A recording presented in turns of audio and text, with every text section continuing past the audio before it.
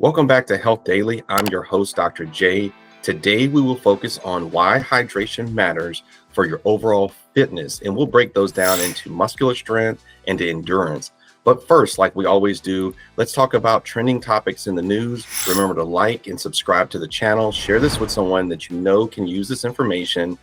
Let's start. First up is remission. This one actually focuses on Kate Middleton.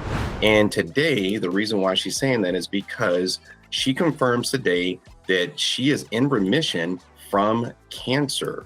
And so that is out today. Next in the trending news is flu symptoms. Flu symptoms of 2025. People are still searching for this. Let's go to this PBS article that's the second on this list and share this from an epidemiologist that talks about the flu and the surges. What better time to check in with epidemiologist Caitlin Jetelina, who writes the popular Substack newsletter, Your Local Epidemiologist. Caitlin, is what we're seeing now sort of the standard respiratory virus season, or is there something unusual going on now? Yeah, I mean, like you said, there's no doubt it's ugly out there, right? There's a lot of sick people with coughs, fevers, sore throats, especially in the South and the West with very high levels. Soon the entire country will be in the red, but these levels aren't unusual, right? We are actually seeing the same level of sickness that we would be seeing in pre-pandemic times. I will say, though, what is unusual is that COVID's not necessarily dominating. The main culprit right now is flu. So flu is accounting for many more emergency departments as well as hospitalizations compared to RSV and COVID, for example. And this is definitely a shift from the past 4 years. Well, what do we know about booster shots and flu shots last fall and what effect that's having now? Yeah, well, unfortunately, vaccination rates are suboptimal. Only 1 in 4. All right, so the flu is still trending in the news, and basically people aren't getting flu shots the same way they used to, but the flu symptoms are still coming. Now, comment below, tell me what you think about the flu shot. Do you get the flu shot? Do you recommend the flu shot? Do you like the flu shot? What's your opinion on the flu shot? Comment below and let me know.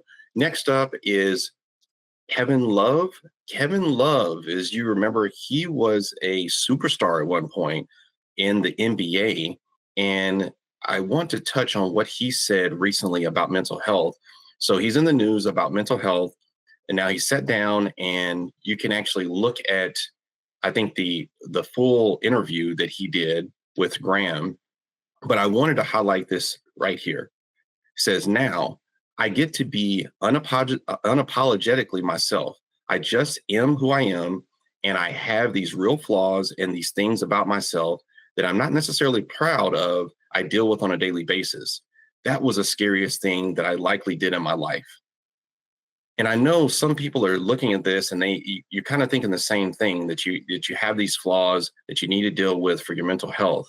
And you can be better than yesterday. As you remember from last week, if you've been following, the goal is be better than yesterday.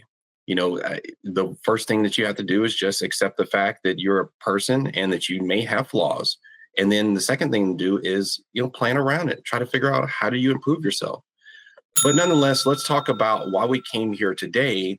Is why does hydration matter to improve muscle strength and overall muscle strength?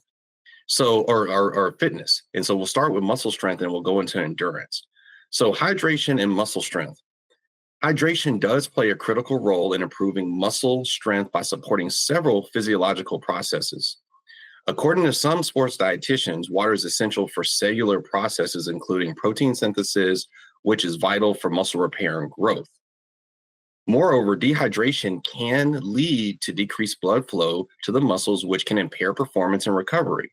By staying properly hydrated, you can maintain optimal blood flow, ensuring that your muscles receive the necessary nutrients and oxygen for optimal functioning and strength. And so this is optimal functioning.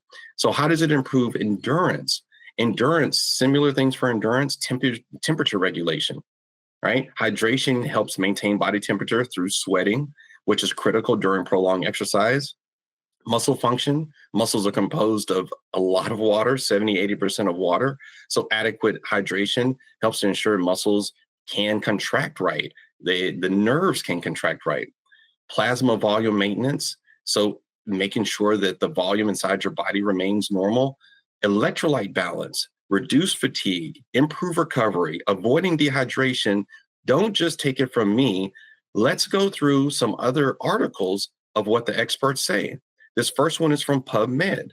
Hydration and muscular performance. Does fluid balance affect strength, power, and high intensity endurance? So overall, this is what they found.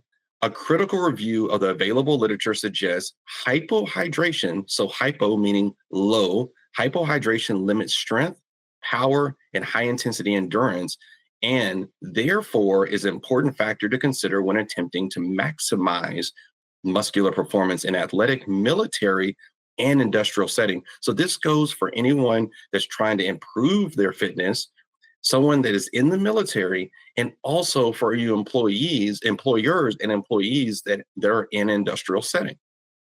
Next up, eating well. The number one surprising habit to maintain your muscle mass, according to sports dietitians. Let's guess what that is. The number one surprising habit you should start prioritizing to maintain muscle is staying properly hydrated. All right. Next up, nutrition. This is from bodybuilding.com. Understanding the importance of proper hydration for maximum gains in and out of the gym. So what are the health benefits? Healthier skin, healthier teeth and bones, healthier joints, healthier mind and body. I will drop the links below. You can read this for yourself. Just remember, like this video, save it for later, share this video with somebody that can use this information. Next up is another PubMed article, hydration to maximize performance and recovery, knowledge, attitudes, and behavior among collegiate track and field throwers. So what did they find? It suggests that strength and conditioning coaches and health staff need to educate and monitor hydration behaviors among collegiate track and field throwers to optimize performance. Next is an article by the National Strength and Conditioning Association, Hydration and Performance. So of course, they break it down from aerobic endurance exercises, hydration before exercises, hydration during exercises, and after exercises. The link will be below if you want to dig into this study more. It is a great article. You should read through it and see how much water should you be taking in during exercise, what type of exercise. You know, how much should you do before the exercise? Do you have a big event coming up? Do you have a run coming up? Are you running in the high rocks? Do you have something else that you're preparing for? Just make sure that you stay hydrated. That is the key for today. Stay hydrated, my friends. Thank you for joining me. This is Dr. J, Health Daily. As always, I will see you tomorrow.